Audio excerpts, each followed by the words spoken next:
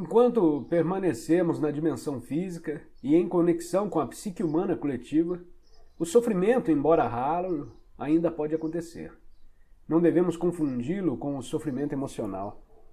Todo sofrimento é criado pelo ego e fruto de uma resistência. Além disso, nessa dimensão, ainda nos sujeitamos à natureza cíclica e à lei da impermanência de todas as coisas, mas já não vemos mais o sofrimento como uma coisa má. Ele simplesmente é.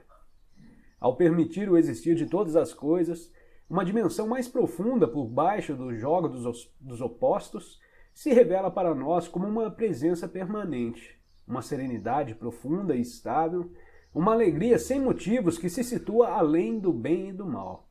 Essa é a alegria do ser, a paz de Deus. No nível da forma existe nascimento e morte, criação e destruição, crescimento e dissolução de espécies aparentemente independentes. Podemos ver isso em tudo, no ciclo da vida de uma estrela ou de um planeta, em um corpo físico, em uma árvore, em uma flor, na ascensão e queda de nações, de sistemas políticos e de civilizações, e também nos inevitáveis ciclos de lucros e perdas que temos na vida. Existem ciclos de sucesso, como quando as coisas acontecem e dão certo, e ciclos de fracasso, quando elas não vão bem e se desintegram. Você tem de permitir que elas terminem, dando espaço para que coisas novas aconteçam ou se transformem. Se nos apegamos às situações e oferecemos uma resistência nesse estágio, significa que estamos nos recusando a acompanhar o fluxo da vida e que vamos sofrer.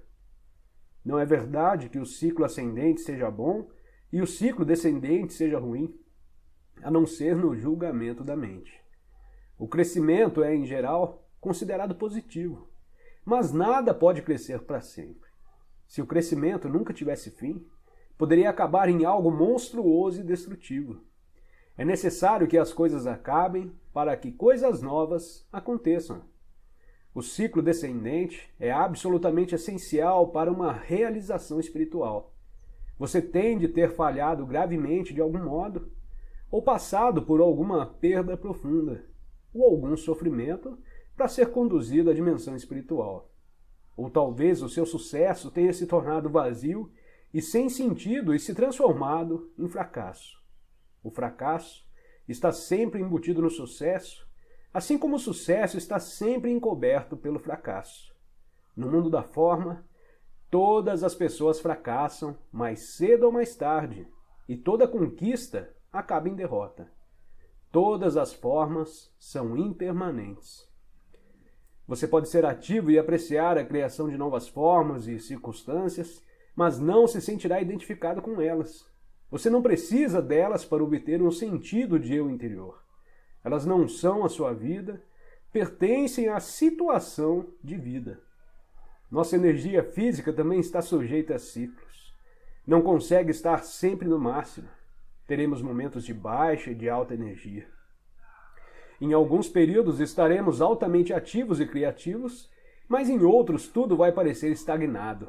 Teremos a impressão de não estarmos indo a lugar nenhum, nem conseguindo nada. Um ciclo pode durar de algumas horas a alguns anos e dentro dele pode haver ciclos longos ou curtos. Muitas doenças são provocadas pela luta contra os ciclos de baixa energia, que são fundamentais para uma renovação.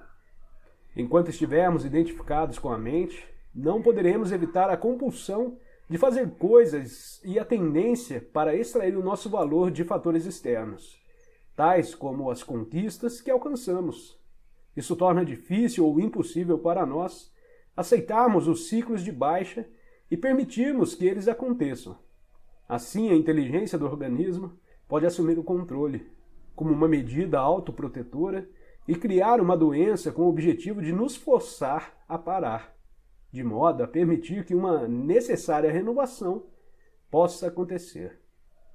A natureza cíclica do universo está intimamente ligada à impermanência de todas as coisas e situações.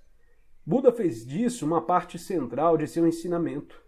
Todas as circunstâncias são altamente instáveis e estão em um fluxo constante, ou como ele colocou, A impermanência é uma característica de cada circunstância, de cada situação com que vamos nos deparar na vida. Elas vão se modificar, desaparecer ou deixar de proporcionar prazer. A impermanência também é um ponto central dos ensinamentos de Jesus. Não acumule tesouros na terra, onde as traças e a ferrugem arruinam tudo, onde os ladrões arrombam as paredes para roubar. Enquanto a mente julgar uma circunstância boa, seja um relacionamento, uma propriedade, um papel social, um lugar ou o nosso corpo físico, ela se apega e se identifica com ela. Isso faz você se sentir bem em relação a si mesmo e pode se tornar parte de quem você é ou pensa que é. Mas nada dura muito nessa dimensão, onde as traças e ferrugem devoram tudo. Tudo acaba ou se transforma.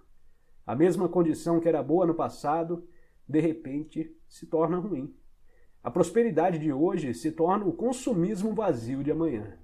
O casamento feliz e a lua de mel se transformam no divórcio infeliz ou em uma convivência infeliz. A mente não consegue aceitar quando uma situação com a qual ela tenha se apegado muda ou desaparece. Ela vai resistir à mudança. É quase como se um membro tivesse sendo arrancado do seu corpo. Às vezes ouvimos falar de pessoas que cometeram suicídio porque perderam a fortuna ou tiveram sua reputação arruinada. Esses são casos extremos. Outras pessoas, ao sofrer uma grande perda, tornam-se profundamente infelizes ou adoecem. Não conseguem distinguir a vida da situação de vida. Li recentemente sobre uma famosa atriz que morreu depois dos 80 anos e foi ficando cada vez mais infeliz e reclusa conforme envelhecia. Ela estava identificada com uma circunstância, a sua aparência externa. No início, isso lhe deu um sentido feliz do eu interior, depois um sentido infeliz. Se tivesse sido capaz de se conectar com a vida interior, que é dissociada da forma e do tempo, ela poderia ter aceitado o desaparecimento da beleza, observando-a de um lugar de serenidade e paz.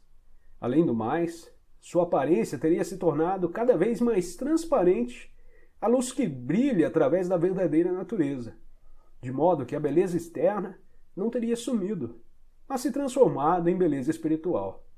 Porém, ninguém contou a ela que isso era possível.